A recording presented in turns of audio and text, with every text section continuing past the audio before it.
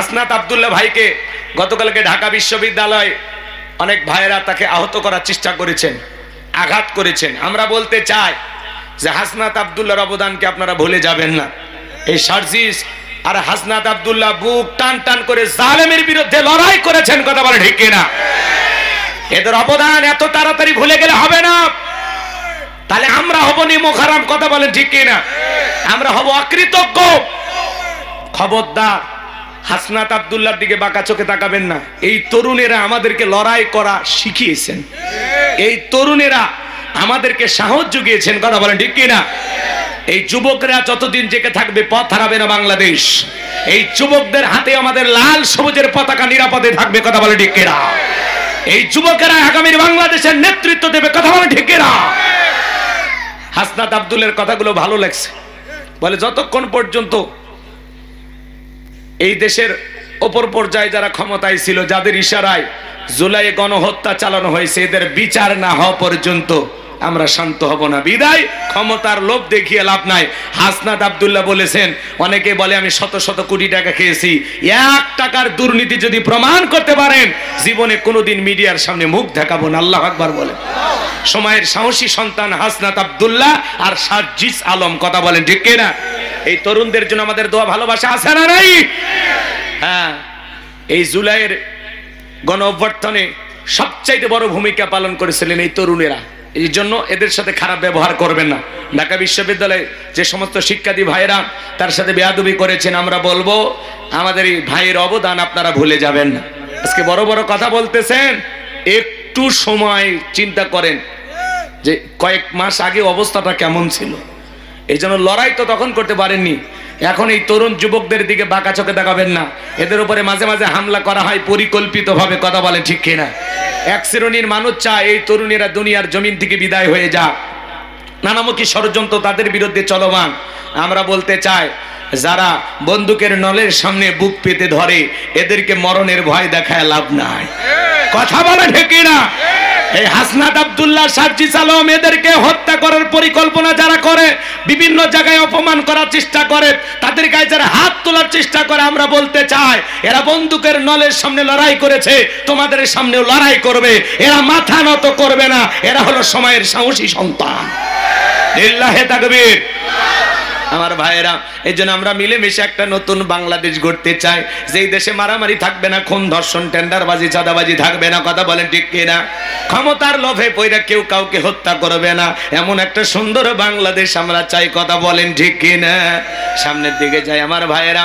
আমি যে কথা বলতে চাচ্ছিলাম বাজান, তাহলে সন্তানকে মানুষের মতো মানুষ বানাইতে হলে মাদ্রাসায় পড়ানোর দরকার আছে না নাই? আর কলেজ বিশ্ববিদ্যালয়ের দিকে তাকায় দেখেন, মাঝে মাঝে শিক্ষককে পেটায়া কাপড় খুলে ল্যাংটা করে, পিটায়া স্যারকে বন্দি করে রেখে দেয়। আর মাদ্রাসার দিকে তাকায় দেখেন, ওস্তাদকে মারা দূরের কথা, ওস্তাদের পায়ে ওজুর পানি ঢেলে দেয়। এজন্য সন্তানকে মানুষের মতো মানুষ বানাতে চাইলে কোরআন সুন্নাহর বিকল্প কোনো পদ্ধতি নাই। কোরআন সুন্নাহর জ্ঞান আগে সন্তানদের ভিতরে ঢোকায় দেন, এরপরে বাকি যা শিক্ষা দেওয়ার দেন, আমাদের আপত্তি নাই। ডাক্তার ইঞ্জিনিয়ার বানাতে আপত্তি নাই। আগে সন্তানকে মানুষের মতো মানুষ বানাইতে চাইলে কোরআনের জ্ঞান, কোরআন সুন্নাহর জ্ঞান তাদের শিখানোর দরকার আছে না নাই? এই জন্য কবরে নেক আমল ছাড়া আপনার আমার কোনো দাম নাই। কোন দল করতেন, কোন দলের সভাপতি সেক্রেটারি ছিলেন, কবর এটা দেখে না, কবর দেখে নেক আমল। আপনি রিক্সা চালক, ভ্যান চালকও যদি হন, আপনি যদি কুড়ে ঘরে বসবাস করেন, দিন মজুরও হন, আপনার যদি আমল ভালো থাকে কবরে আপনার দাম আছে। আর দুনিয়াতে চেয়ারম্যান, এমপি, মন্ত্রী অনেক কিছু ছিলেন, প্রধানমন্ত্রীও ছিলেন, কিন্তু কবরে চলে গেলেন, নেক আমল ছিল না, কবরে আপনার 4 পয়সা দাম নাই। কথা বলে না কেন? দেখেন না পৃথিবীর জমিনে কত ধরনের ঘটনা ঘটতেছে, আপনারা দেখেন না, রাগ করেন? তাহলে কবরে 1 নাম্বার প্রশ্ন, মান রব্বুকা, তোমার রবকে। যারা রবের গোলামি করেছে, যাদের রবের সাথে সম্পর্ক ছিল, যাদের সম্পর্ক মসজিদ মাদ্রাসার সাথে ছিল, কোরআনের সাথে ছিল, নবীর সাথে ছিল, আল্লাহর সাথে ছিল, কথা বলেন না কেন? জীবন ব্যবস্থা ইসলামের সাথে ছিল, তারা উত্তর দিতে পারবে রব্বি আল্লাহ। কিন্তু যারা খাও দাও ফুর্তি করো, রং তামাশায় বাপ দাদার ধর্মকে মানছে, আল্লাহর ধর্মকে বাদ দিয়া, তারা উত্তর দিতে পারবে না। তাহলে কবরের 1 নাম্বার প্রশ্ন মার রব্বুকা, জীবনের সব জায়গায় রব আল্লাহ আমার রব, এই রবই আমার সব। ইন্নাল্লাযীনা ক্বালু রাব্বুনাল্লাহ, নিশ্চয় যারা বলে আমাদের রব কে, একটু চিৎকার মেরে বলেন কে? আল্লাহ। আসমানের দিকে শাহাদত আঙ্গুলি উঁচু করে বলেন তো, চিৎকার মেরে বলেন আমাদের রব কে? আরেকটু জোরে বলেন আল্লাহ, আরেকটু জোরে বলেন আল্লাহ, আরেকটু জোরে বলেন আল্লাহু আকবার। এই যে আল্লাহ আল্লাহ বলে ডাক দিলেন, আল্লাহ খুশি না বেজার? বাপকে যদি দেখতেন আব্বা আব্বা আব্বা, আব্বা রাগান্বিত হয় বলে এই চুপ, বাপ বাপ করিস কেন, তুলে আসার মারবো। মারা যদি বলেন মা মা মা, মাও রাগান্বিত বলে এই অত মেয়ে মেয়ে করিস কেন, বিয়ে দিলে 2 বাচ্চার বাবা হয়ে যাবি, মেয়ে মেয়ে ছাড়লি না। তার মানে কি, অতিরিক্ত বাবাকে বাবা বললে বাবাও রাগান্বিত হয়, মাও রাগান্বিত হয়। কিন্তু এমন এক স্রষ্টা, এমন এক মালিক, এমন এক রব, এমন এক আল্লাহ পেয়েছি, কোটি কোটি বার ডাক দিল বিরক্ত হন না, যিনি তিনি কে? যত ডাকবেন আল্লাহ আল্লাহ আল্লাহ, তত খুশি হবে বান্দার উপরে। কথা বলেন ঠিক কি না?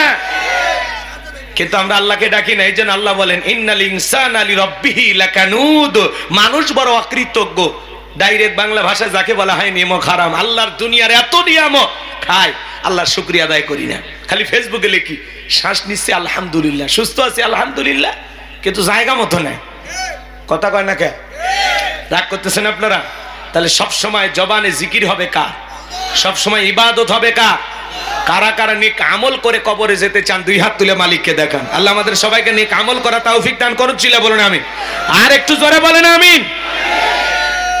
কেন আল্লাহর নেক, কেন আল্লাহ তাআলার গোলামি করবেন না? কেন নেক আমল করবেন না?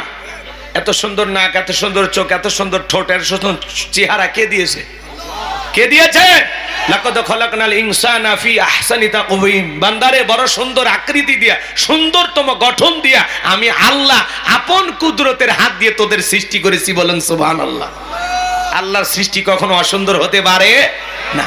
পৃথিবীতে যা কিছু দেখতেছেন আল্লাহ বলেন কুনতুম খায়রা উম্মাতিন উখরিজাত লিন-নাস, তোমাদেরকে উত্তম জাতি বানাইছি, ভিআইপি বানাইছি, মর্যাদার আসনে বসিয়েছি। পৃথিবীতে যা কিছু দেখো সব আমি আল্লাহ তাআলা তোমাদের জন্য সৃষ্টি করেছি। হুয়াল্লাযী খালাকালাকুম মা ফিল আরদি জামিআ, বান্দা পৃথিবীর সবকিছু আমি আল্লাহ তোদের জন্য সৃষ্টি করেছি, আর তোমাদেরকে সৃষ্টি করেছি ওমা খালাকতুল জিন্না ওয়াল ইনসা ইল্লা লিয়াবুদুন, আমি মানব জাতি আর জিন জাতিকে সৃষ্টি করেছি কেবলমাত্র শুধুমাত্র একমাত্র আমি আল্লাহর দাসত্ব আর গোলামি করার জন্য। মানুষকে আল্লাহ সৃষ্টি করেছেন 2টি কারণে। জোরে বলেন কয়টি কারণে? 1 নাম্বার হলো তার ইবাদত করার জন্য, আর 2 নাম্বার খলিফা আল্লাহর প্রতিনিধিত্ব করার জন্য, সমাজ রাষ্ট্র পরিচালনা করার জন্য। আল্লাহু আকবার বলেন। বোঝে না, বোঝে না, সামনে যায়। রাগ করতেছেন মনে হয়। তাহলে আল্লাহ বলেন ইন্নাল্লাযীনা ক্বালু রাব্বুনাল্লাহ, নিশ্চয় যারা বলে আমাদের রব কে? আরেকটু জোরে ডাক দেন কে? আল্লাহ আমার রব, এই রবি আমার সব, দমে দমে তনু মনে তারি অনুভব।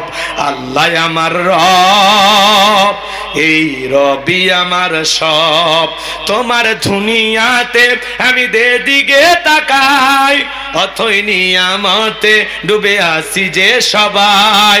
তোমার দুনিয়াতে আমি যেদিকে তাকাই অথই নিয়ামতে ডুবে আসি যে সবাই। পাক ফাকালির মুখে শুনি তাসবিহ কল রব, তাসবিহ কল রব। আল্লাহ আমার রব, এই রবি আমার সব। জোরে বলেন মারহাবা। গভীর মনোযোগ দিয়ে শোনেন বাজান। তাহলে বলেন তো সকল, এদিক খেয়াল করেন, আমাদের রব কি? আর একটু জোরে বলেন কি? এই পৃথিবীর জমিনে অনেক মানুষকে আল্লাহ যখন জিরো থেকে হিরো বানায়, সাওয়ালা থেকে প্রধানমন্ত্রী বানায়, নিঃস্ব মানুষটাকে যখন সমাজের রাষ্ট্রপতি নেতা সরকার বানায়, ওই মানুষটা ক্ষমতার চেয়ারে বসে আল্লাহকে ভুলে যায়। এই পৃথিবীর একজন মানুষকে আল্লাহ তাআলা জিরো থেকে হিরো বানাইছিল, এর নাম কাবুস। বলকে বলা হয়, কীর্তিদের তরফ থেকে নাম ছিল রামসিস। মিশরের বাদশা হওয়ার পর উপাধি নাম হলো ফেরাউন। যে নিজেকে আনা রব্বুকুমুল আলা বলে দাবি করেছিল, বলে আমি বড় প্রভু, আমি বড় খোদা। জোরে কন্না উযবিল্লাহ। আমার ভাইরা, এই কাবুস নামের ফিরাউন ছিল ভবঘুরে যুবক, এলাকায় কোনো কাজকর্ম পাইল না। বাল্যকালের বন্ধু হামানকে নিয়ে মিশরে চলে গেল। ভবঘুরে যুবক মানে বোঝেন না, যারা ইয়াবা ফেন্সিডিল গাঁজা মদ খায়া গাছক ধাক্কা মারে, কই ভাইজান সাইদ দেন। বউ যদি দরজা খোলে, মুখের বাপ তুমি ঢোলকা, কয় মা তুমি বুঝবা না যে একটু বেশি পরিমাণে মাল খাসি। এরকম মালখোর আছে না নাই? ইয়াবা খাই, ফেন্সিডিল খাই, আছে না ভাই? আছে না? সন্ধ্যাবেলায় ঘরের দরজা বন্ধ করে জিগের ঘরে ইজ্ঞাবা ইজ্ঞাবা ইজ্ঞাবা। মা বাবা চিন্তা করে, বাবা এটা কিসের ট্যাবলেট? জ্বর সর্দি গলা ব্যথা। কই কিচ্ছু বোঝার দরকার নাই, টেকা দে নইলে তোর মাথা ভাড়াবো। সেদিন এক মহিলা হাসপাতালে চিকিৎসা নিতে গেছে, ব্যথার ট্যাবলেটের নাম দিয়া মহিলা আর একটা মহিলাকে ইয়াবা ট্যাবলেট খাওয়াই দিছে। মহিলার এখন বোঝেন না কথা কেন, ওগুলো খাইলে যে কেমন হয় আমি কি বুঝি। ওই মেয়ে খালি উল্টা পাল্টা করতেছে, কয় কিসের ট্যাবলেট খাইছেন? কয় ব্যথার। বোঝেন নাই? পরে চিকিৎসক যারা আছে ওরা যায় দেখে, বাপ রে বাপ, এই ইয়াবার ট্যাবলেট আসলো কোথা থেকে? ব্যথা রুগীকে ইয়াবা ট্যাবলেট খাওয়াই দিয়েছে। আমাদের সমাজে ইয়াবা, ফেন্সিডিল, গাঁজা, মদ আছে না নাই?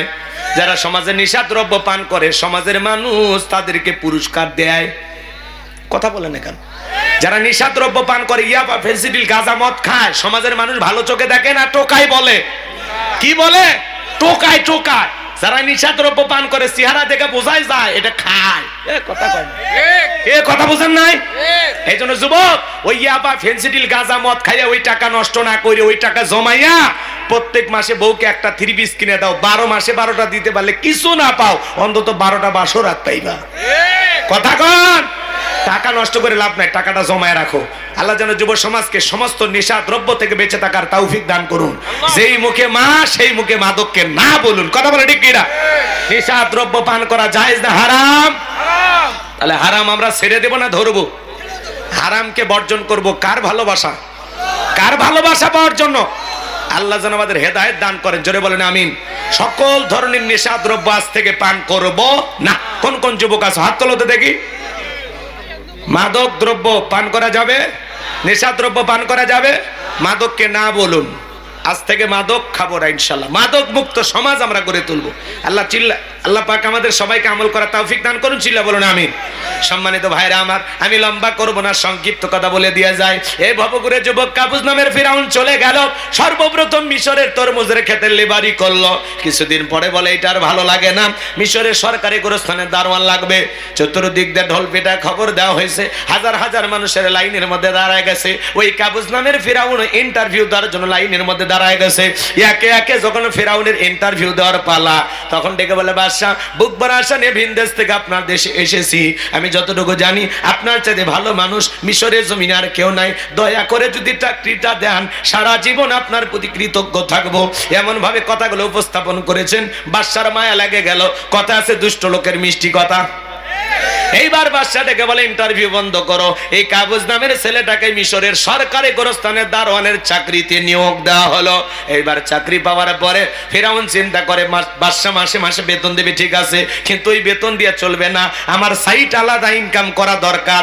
এইবার যারা লাশ দাফন করতে আসে ওদেরকে ডেকে বলে, শোনো, তোমরা যদি লাশ দাফন করতে চাও, লাশ প্রতি আমার একটা করে দিরহাম দেওয়া লাগবে, না হলে লাশ দাফন করতে দেব না। জনগণ ডেকে বলে, টেনশনে পড়ে গেলাম, একটা দিরহামের জন্য লাশ নিয়ে বাদশার দরবারে চলে যাব, লাশ পয়সা গুলে শেষ হয়ে যাবে, অতএব একটা টাকা যদি পাই এই ছেলেটাই পাক। এই কথা ভেবে জনগণ একটা করে দিরহাম দেওয়া শুরু করলো। এই 1 টাকা হইলেও এইটার নামও ঘুষ। বাংলাদেশ অবশ্য ঘুষ নাই, আছে নাকি? শোনো, এই দেশটার গল্প করি, দেশটা মনে হয় স্বপ্নপুরী, শুধু খর ঘুষ খর মদ খর জুয়া খর, হে তাই আসে ভরি ভরি, হে তাই আসে ভরি ভরি। এ দেশে অসৎ কামাই কেউ করে না, তবে ঘুষের টাকা পেলে কেউ তো ছাড়ে না। টেবিলের নিচ দিয়ে হাত বাড়িয়ে কালো টাকাটা নেই সারিয়ে, টেবিলের নিচ দিয়ে হাত বাড়িয়ে কালো টাকাটা নেই সারিয়ে, করছে ওরা বড় দেশের চুরি, করছে ওরা বড় দেশের চুরি। শোনো, এই দেশটার গল্প করি। কথা বোঝেন নাই? একটা ছেলের চাকরির জন্য 5 লাখ 10 লাখ 20 লাখ টাকা পর্যন্ত ঘুষ ওপরওয়ালাকে দেওয়া লাগে। ওপরওয়ালা বলতে কি ফেরেশতা এসে নিয়ে যা? এই দেশের চেয়ার টেবিল পর্যন্ত ঘুষ খায়। ভাইরা আমার, মনে অনেক দুঃখ কথা জমা আছে। বাজানের সামনের দিকে যাই গেলে আপনারা মজা বুঝবেন। এইবারে গোরস্থানে লাশ দাফন শুরু হয়ে গেল। একটা করে দিরহাম জনগণ দিতে বাধ্য হয়ে গেল। আল্লাহর খেলা বোঝা বড় দায়। ওই জামানার একটা মহামারী দিলেন, সেই মহামারীর নাম হলো ডায়রিয়া, কলেরা। 2020 সালে আল্লাহ তাআলা আমাদেরকে একটা মহামারী দিয়েছিলেন। যে মহামারীর নাম কি ছিল? ধরো না, শুইও না, নাম হলো করোনা। বাবার করোনা হয়েছে, হাসপাতালে মারা গেছে। বাবার লাশটা দেখতেও যায় নাই, বাবার কবরে মাটিও দিতে যায় নাই। বাবার সম্পত্তি ভালো লাগে, কিন্তু বাবা মারা গেলে বাবার লাশটা বোঝা মনে হয়। কথা কন, কথা কন, বোঝেন না? মায়ের করোনা ধরা পড়েছে, সন্তান প্যাকেট করে মাকে জঙ্গলে ফেলায় আসছে। কথা বলেন ঠিক কিনা? এই করোনা মহামারী বুঝে দিয়েছে দুনিয়াতে কেউ কারো আপন না। বন্ধুর করোনা হয়েছে, আর এক বন্ধু দেখতে যায় নাই। ভাইয়ের হয়েছে, আর এক ভাই দেখতে যায় নাই। বোনের হয়েছে, আর এক বোন দেখতে যায় নাই। এমনকি স্বামীর করোনা হয়েছে, স্ত্রী কাছেও যায়নি। স্বামী আলাদা রুমে, বউ আলাদা রুমে। একটা ভাঙ্গা প্লেটে কিছু খাবার টাবার সাজাইয়া, বাঁশের একটা লম্বা লাঠি দিয়া, ওই খাবারের প্লেটটা এরকম ঠেলা দিয়া, বাঁশ দিয়া স্বামীর ঘরের ভিতরে ঢুকাইয়া দিছে। স্বামী যখন সুস্থ হয়েছে, বিবি তখন ডেকে বলে, জোসনার বাপ, আমি তোমারে কত ভালোবাসি তুমি জানো না। শাড়ি দিয়ে মুখটা মুছে দেয় আর বলে, তাহাজ্জুদ পড়ে পড়ে তোমার জন্য দোয়া করতাম, আল্লাহ যেন আমার জোসনার বাপের হায়াত বাড়ায় দেয়। স্বামী তখন মনে মনে বলে, বিবি রে, আমার যে কত ভালোবাসিস তার প্রমাণ আমি পাইছি।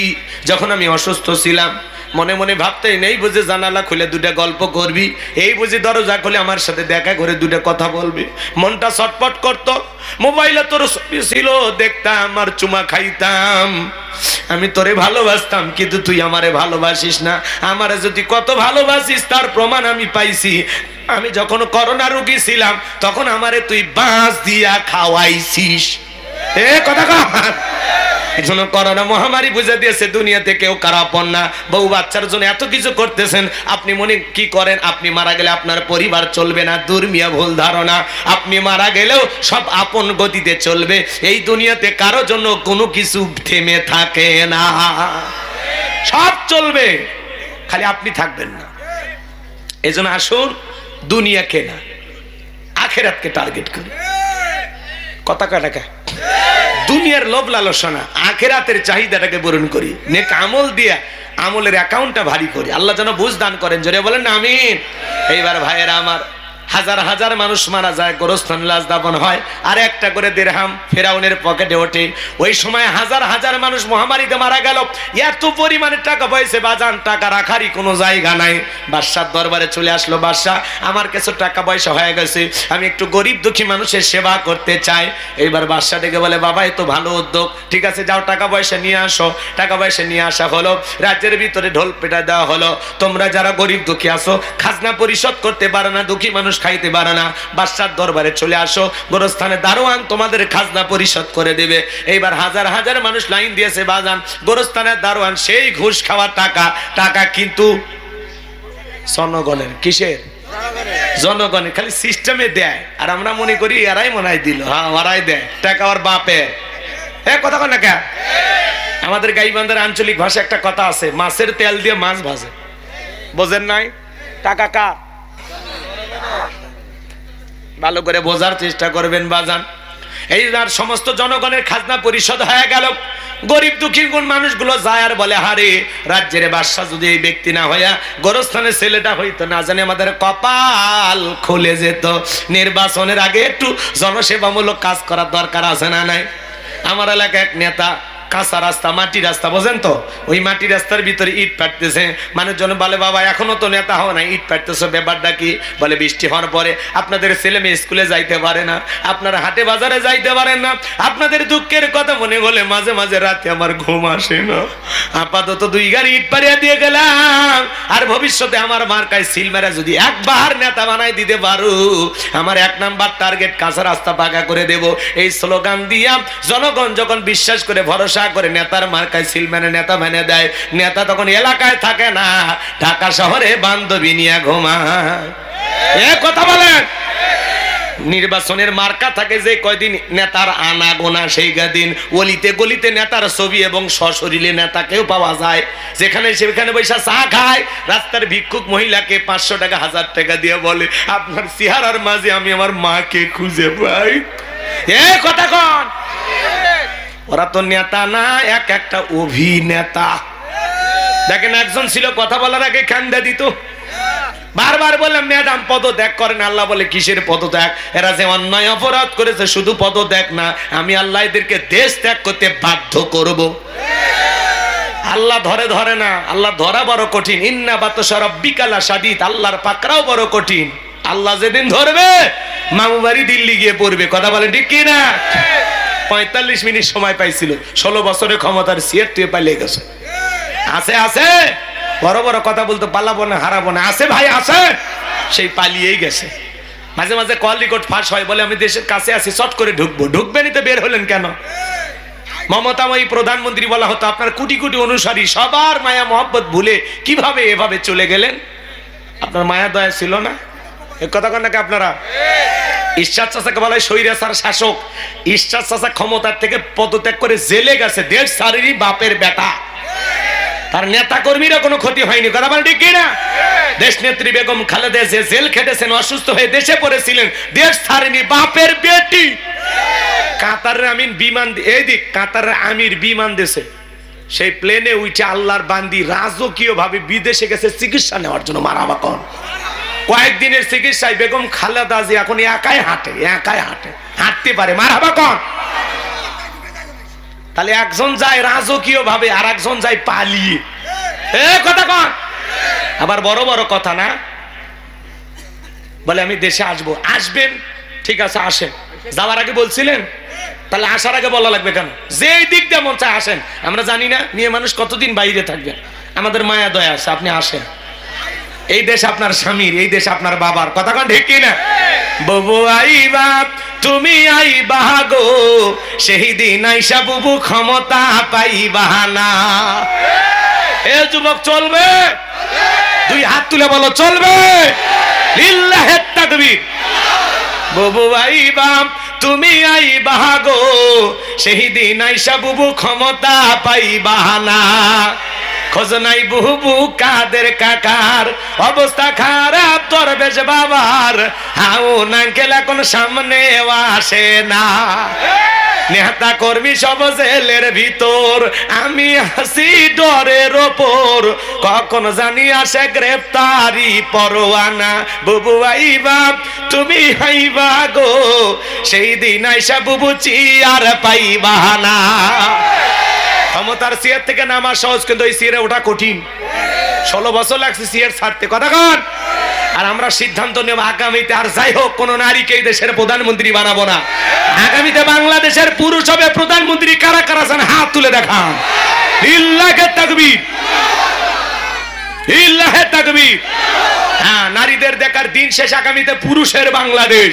পুরুষ হবে আমাদের অভিভাবক, যেই দলেরই হোক পুরুষ নেতা চাই। মেয়েদের রাগ বেশি, জেদ বেশি। দেখেন না, স্বামীর সাথে ঝগড়া লাগে, হাড়ি পাতিল ভাঙে ফেলে দেয়, স্বামী তুলে আসার মারে, একটু নির্বিষ হয়ে গেলে নারী নির্যাতনের মামলা দেয়। কথা কন। 16 বছর ঘর জামাই ছিলাম, কিচ্ছু বলতে পারি। এই জন্য সামনে পুরুষ দরকার।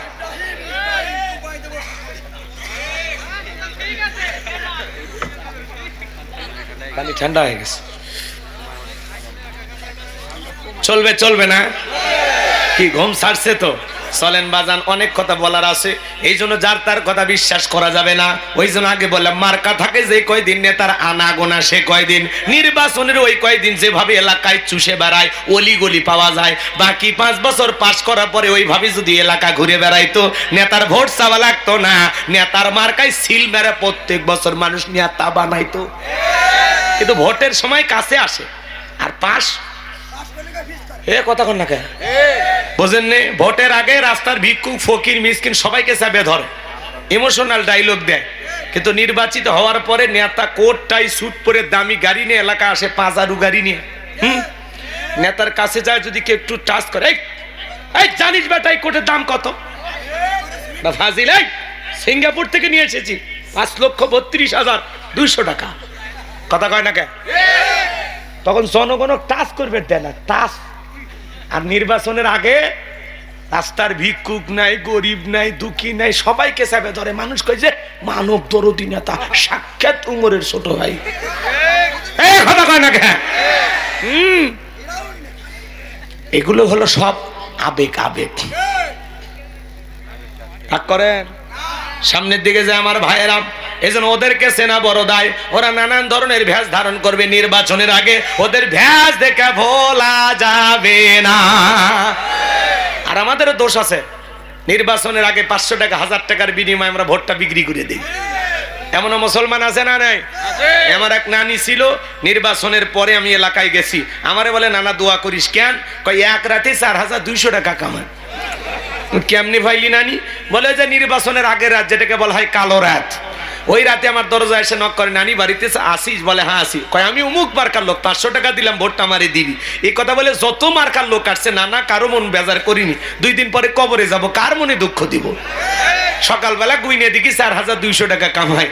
যেই দেশের জনগণ নির্বাচনের আগে 500 টাকা 1000 টাকার বিনিময়ে নিজের ভোটটা বিক্রি করে, এমন জনগণ দিয়ে দেশে ইসলাম কায়েম করা যাবে না। এক পাগল তেঁতুল গাছের নিচে হাত তুলে বলে, আল্লাহ এই তেঁতুল গাছের রাজশাহীর ফজলিয়াম দে, রংপুরের হাড়িভাঙ্গা দে, চাঁপাই নবাবগঞ্জের কাটিমন দে, নওগাঁ পাহাড়ের আমরুপালি দে।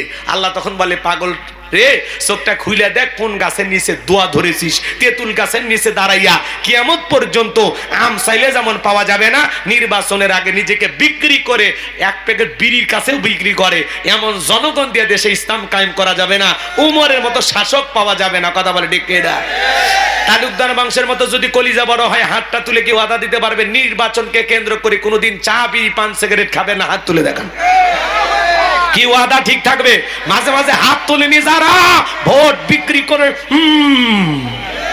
হাত তোলেন না কে? হাত তোলেন না কে? 500 টাকাতে আপনার কেনা যায়? রাগ ভাষায় না, ভালো করে করছি। পুরুষ মানুষ কেনা যাবি টাকা দিয়ে? হ্যাঁ হ্যাঁ, টাকার কাছে বিক্রি হয় পতিতে, পুরুষ মানুষ বিক্রি হবে কে? কথা কন না, ভালো করে বললাম, কিন্তু একেবারে পাওয়ারফুল ডোজ দিয়ে গেলাম।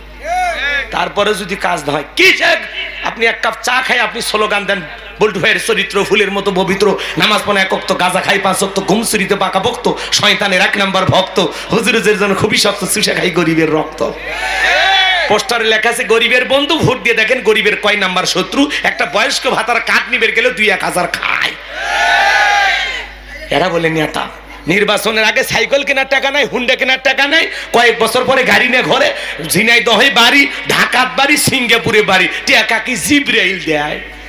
হ্যাঁ, এত টাকার মালিক কেমনে হয়? রাস্তাঘাটের ব্রিজ কালভার্ট সব মেরে খায়। কথা কন, ব্রিজে ঢুকানোর কথাটা ঢুকে দিবি বাঁশ, ব্রিজ উদ্বোধন করার আগে রুকু চলে যায়। তেমন দুর্নীতিবাজ নেতার চাই না, চাঁদাবাজ আর দেখতে চাই না।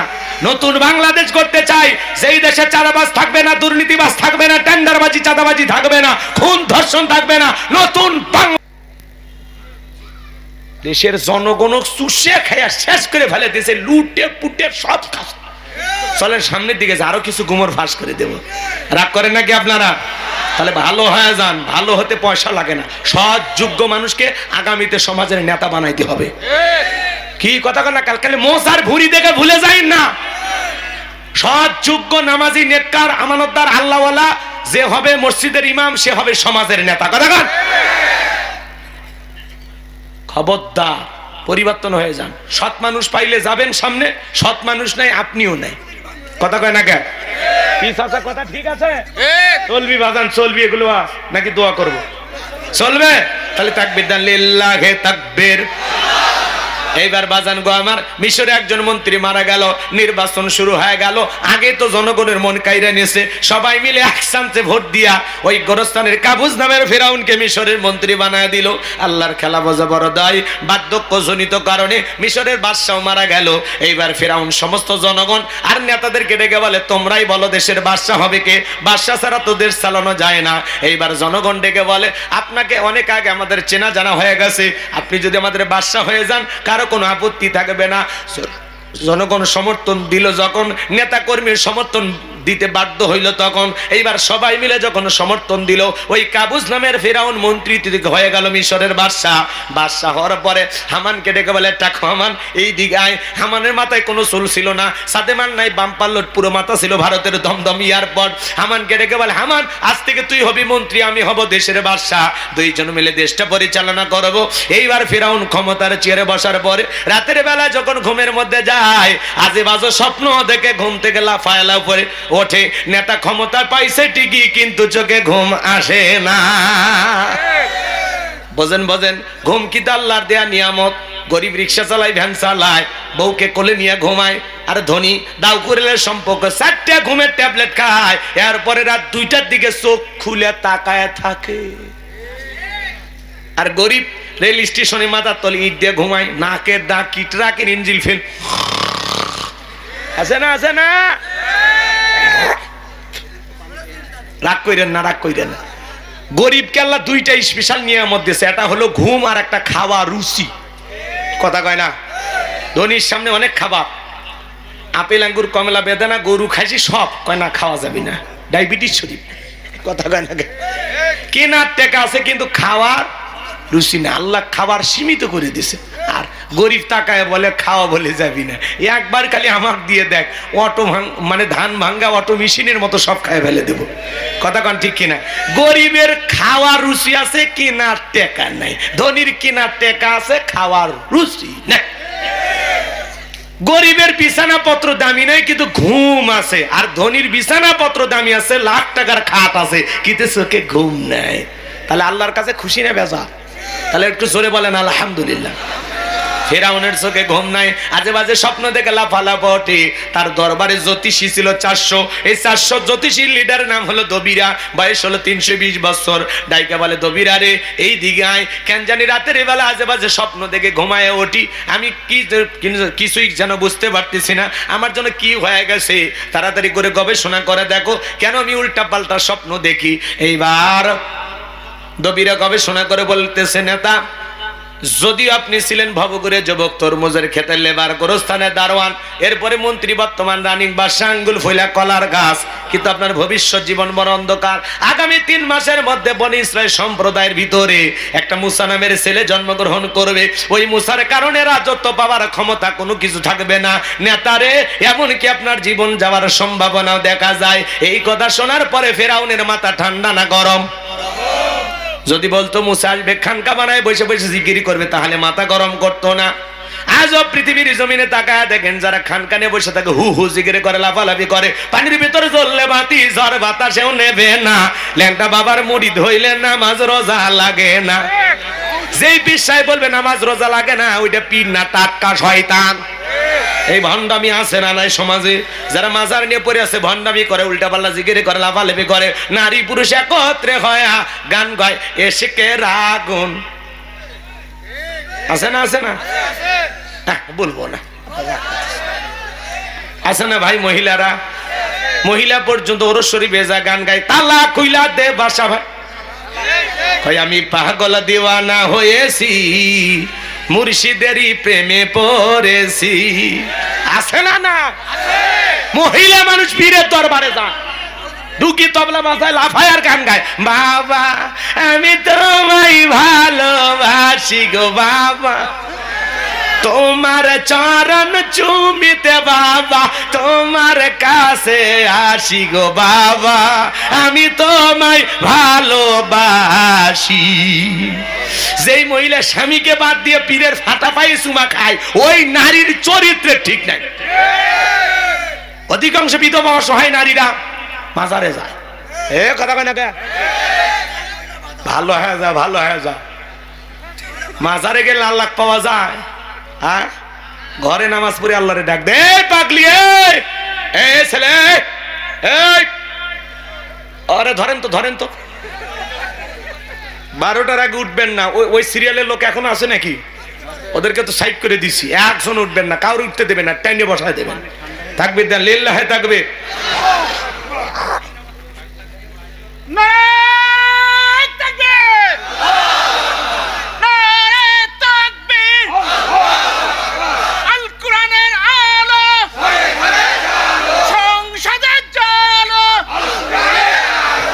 আমার বন্ধুগণ, ও ঝিনাইদহবাসী কলিজার টুকরা ভাইয়েরা, আমি যে কথা বলতে যাচ্ছিলাম বাজান, ভণ্ড পীর যেখানে আমরা নাই, সেখানে ভণ্ডামি ইসলামে কোনো সাপোর্ট করে না। কথা বলেন, এই গাজা বাবা, তালা বাবা, সালা বাবা, লাউ বাবা, কদু বাবা, এদের সাথে ইসলামের কোনো সম্পর্কই নাই। কথা বলেন, ইসলাম পবিত্র, পরিষ্কার, পরিচ্ছন্ন একটি ধর্ম। কথা কন, এগুলো তুমি 30 বছর 40 বছর গোসল করবে, নাহলে ফাজলামি করার জায়গা ইসলামে নাই। কথা কন, এরা ইসলামের সবচাইতে বড় ক্ষতি করে। কথা কন, সাধু বাবা, লালু বাবা, কালু বাবা, তালা বাবা, সালা বাবা, গামছা বাবা, লাউ বাবা, কদু বাবা, টমেটো সোর বাবা, পায়খানা বাবা, এদের কাছে যাওয়া যাবে না। রাগ করতেছেন মনে হয় বাজান? শিকল পরে থেকে নাম দিয়েছে শিকল বাবা, বিড়ি খাওয়ায় মুড়ি দেয় নাম দিয়েছে বিড়ি বাবা, কাপড় নাই শরীরে নাম দিয়েছে ল্যাংটা বাবা। ওর বাবা যদি ল্যাংটা থাকে ওর কপালে আল্লাহ 12টা বাজাবে। কোন ল্যাংটা বিরোধী ইসলাম সাপোর্ট করে?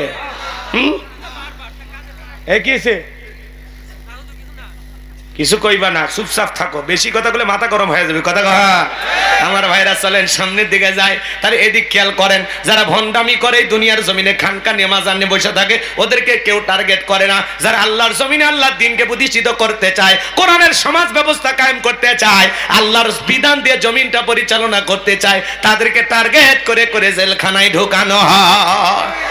ভালো করে বুঝবেন। এইবার শোনেন শোনেন, এইবার শুনে যান। এইবার ফেরাউন টেনশনে পড়ে গেল, কি করা যায় কি করা যায়। হামানকে ডেকে বলে, হামান এই দিকে আয়। দবিরা কি বললো শুনলি না? বলে কি বলেছে? বলে মুসা নামের একটা ছেলে আসবে, তার কারণে রাজত্ব পাওয়ার ক্ষমতা থাকবে না, এটা তো মেনে নেওয়া যায় না।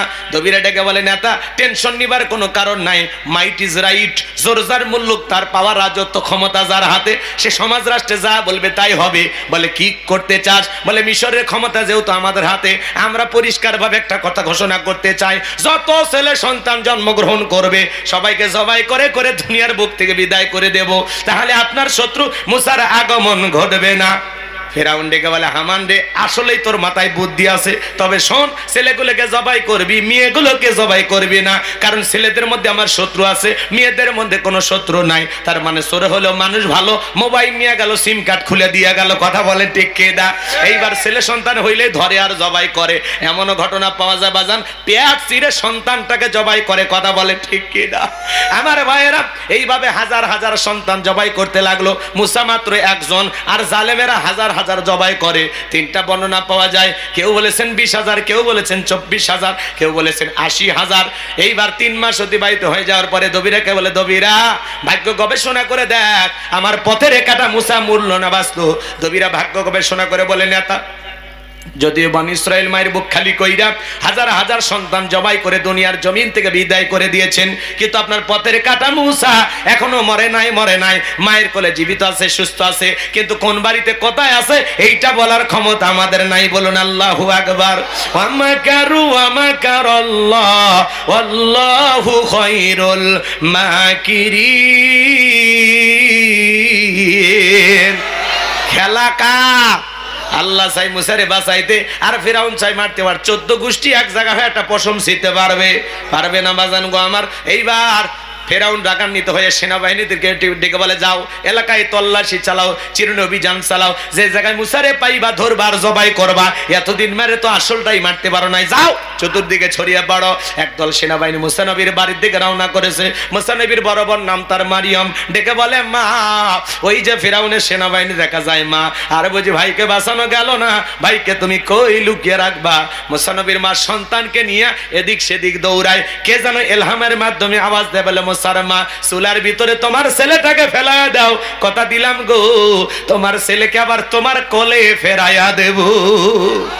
মুসা নবীর মা তাই করলেন। ফেরাউনের সেনাবাহিনী পুরো বাড়ি তল্লাশি চালায়, সার্চ করিয়া চিরুনি অভিযান চালায়, তন্ন তন্ন করে খুঁজে কোনো কিছু পাইল না। ওরা যখন চলে গেল, নবী মুসার মা চুলার ভিতরে তাকায় দেখে নবী মুসা চুলার ভিতরে পড়ে মুস্কি মুস্কি হাসে। বলুন সুবহানাল্লাহ।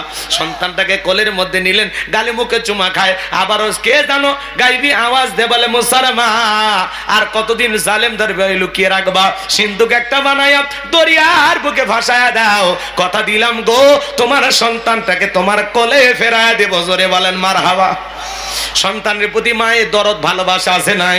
হে যুবক, সেই মা বাবার মনে কখনো কষ্ট দিবা না। আল্লাহ বলেন, ওয়াকাদ রাব্বুকা আল্লা তা'বুদু ইল্লা ইয়্যাহু ওয়া বিল ওয়ালিদাইনি ইহসানা।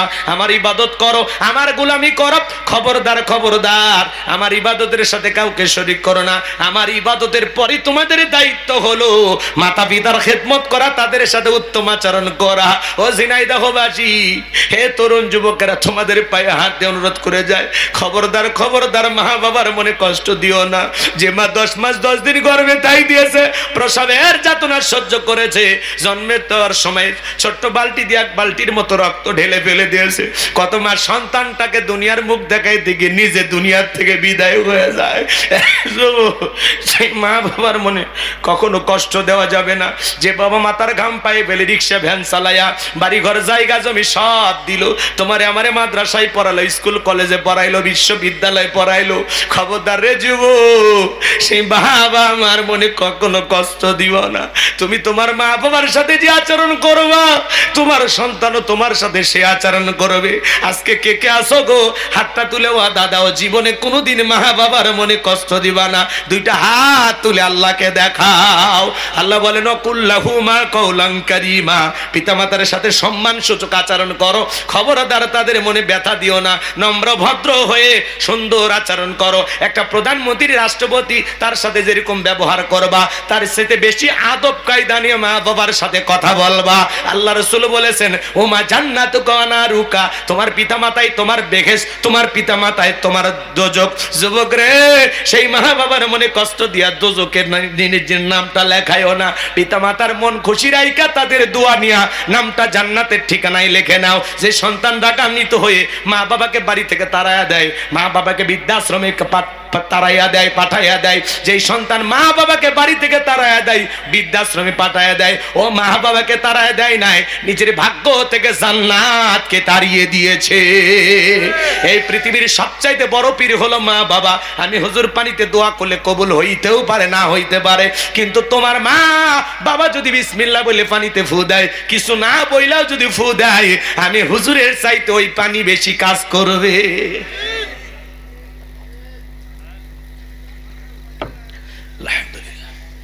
কষ্ট হয়।